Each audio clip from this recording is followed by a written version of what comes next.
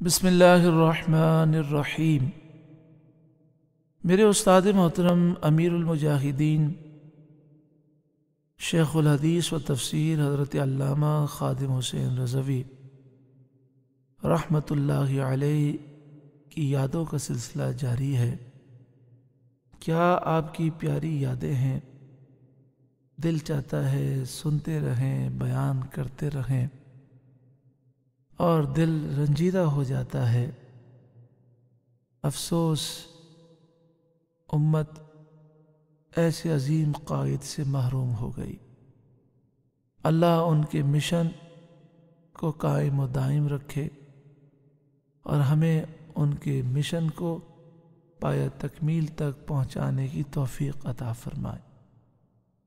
امیر المجاہدین کا سفر زندگی انہی کی زبانی جاری و ساری تھا۔ آگے سماعت فرمائیے۔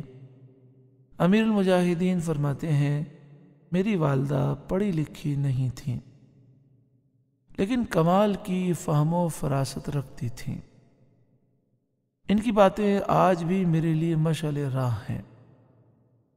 بہت کم لوگوں کو معلوم ہے کہ اپنی گفتگو کے دوران موقع کی مناسبت سے میں پنجابی کا جو محاورہ استعمال کرتا ہوں، پیڑاں ہور تے پھکیاں ہور، یہ دراصل میری والدہ کا تکیہ کلام ہوا کرتا تھا۔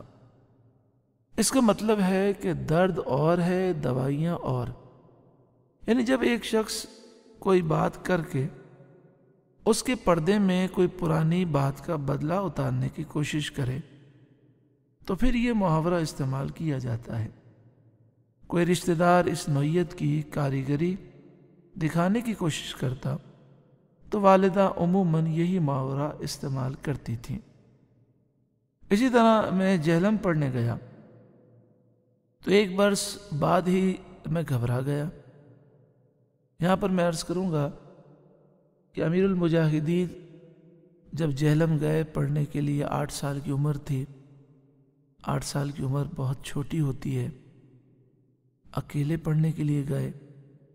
مدرسے میں وہاں طلبہ تھے، مدرسے میں دقت زیادہ تھی، تکلیفیں زیادہ تھیں، اور پھر کھانا بھی مدرسے میں نہیں بنتا تھا، گھروں پر جانا پڑتا تھا۔ تو آپ کہتے ہیں 1 برس کے بعد ہی میں گھبرا گیا۔ گھر والے یاد آنے لگے۔ والدہ کو خط لکھا کہ میں واپس آ رہا ہوں، پردیس برداشت نہیں ہوتا۔ والدہ نے میرے بڑے بھائی امیر حسین کو کہا کہ خادم حسین کو خط لکھو۔ بھائی نے خط لکھا تو کہا کہ پنجابی کا محاورہ بھی لکھو، جس کا مفہوم یہ ہے، پرائے دیس میں وقت کاٹنے کے لیے دل بڑا رکھنا پڑتا ہے۔ پرائے دیس میں وقت کاٹنے کے لیے دل بڑا رکھنا پڑتا ہے۔ والدہ صاحبہ مجھے اکثر یہ بھی فرمایا کرتی تھیں کہ جوان اور گھوڑے کا کوئی وطن نہیں ہوتا۔ جوان اور گھوڑا جس طرح رخ کرے ان کا وہی وطن ہے۔ قربان جائیے اس ماں پر جس نے اس امت کو اتنا عظیم مجاہد دیا۔ ماں کتنی پیاری تربیت کرنے والی تھیں۔ اللہ ہماری بہنوں کو ایسی ماں بننے کی توفیق عطا فرمائے کہ بچوں کو مجاہد اسلام بنائے۔ استاد محترم کی والدہ کے اللہ درجات بلند فرمائے۔